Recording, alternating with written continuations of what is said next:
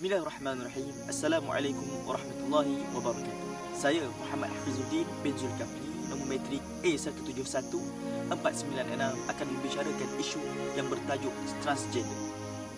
Baik, perkataan transgender tidak lagi asing di negara kita kerana golongan ini berani menampilkan diri mereka, berani menunjukkan gerak-geri mereka di khalayak ramai seolah-olah tidak ada undang-undang dikuatkuasakan.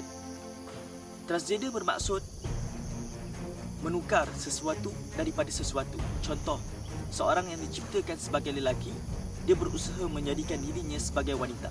Dan begitu juga sebaliknya, wanita berusaha untuk menukar diri menjadi lelaki. Jadi, perkara ini amat membimbangi kerana ini akan merosakkan fikiran umat. Jika kita lihat pada tahun 2015 bulan Oktober, golongan ini berani menyuarakan hak mereka, membawa ke Mahkamah Rayuan untuk mendapatkan hak-hak mereka hidup secara bebas. Alhamdulillah, mahkamah berjaya menolak rayuan tersebut kerana ini bertentangan dengan tabiat manusia.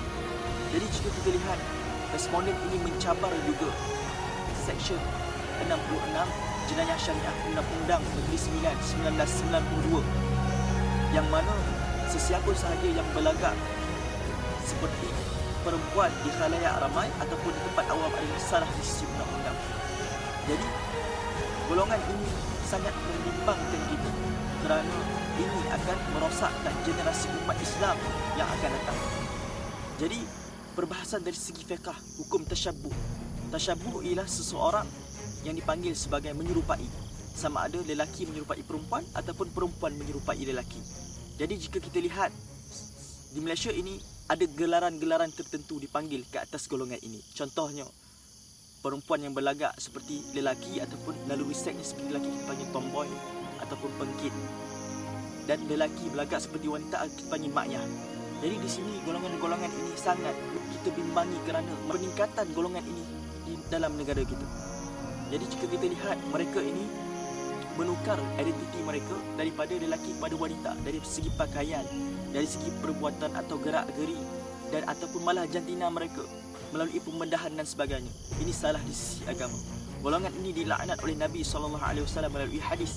La'anan Nabi SAW al-mukhannathina minar rijal wal mutarajjilati minan nisa. Al-mukhannas minar rijal, perempuan berlagak bertukar menjadi lelaki, ataupun al-mutarajjilati minan nisa, golongan lelaki yang berlagak seperti perempuan. Ini adalah menunjukkan laknat Nabi SAW ke atas golongan ini, dan setiap laknat merupakan dosa yang paling besar dan dimurkai oleh Allah SWT.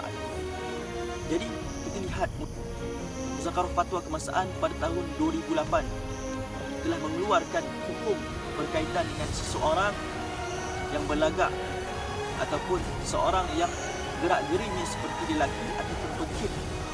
Ini adalah salah di sisi agama. Selain itu, Muzakarah Fatwa Kebangsaan pada tahun 1982 telah mengeluarkan fatwa bahawa seseorang yang dilahirkan sebagai lelaki, hukumnya dia tetap lelaki, dan manakala seseorang itu dilahirkan sebagai perempuan, maka hukumnya tetap perempuan. Walaupun mereka ini berjaya mengubah jantina mereka melalui pembedahan, pemakanan pil dan sebagainya. Jadi, saya menyeru kepada seluruh umat Islam, seluruh pihak-pihak yang berautoriti supaya menguatkuasakan undang-undang terhadap mereka ini. Alhamdulillah, hari ini kita tengok JAKIM bergabung dengan Jabatan Agama Islam Wilayah Persekutuan akan menguatkuasakan undang-undang dan malah akan mengetatkan undang-undang bagi golongan-golongan ini. Kita mestilah perlu mendidik generasi kita menjadi lebih berhati-hati dalam menjalani kehidupan sosial.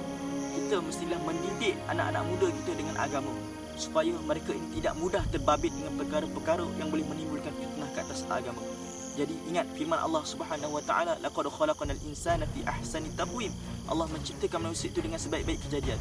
Maka kita boleh syukuri setiap apa yang dijadikan oleh Allah Subhanahu wa taala. Sekian, terima kasih. Assalamualaikum warahmatullahi wabarakatuh.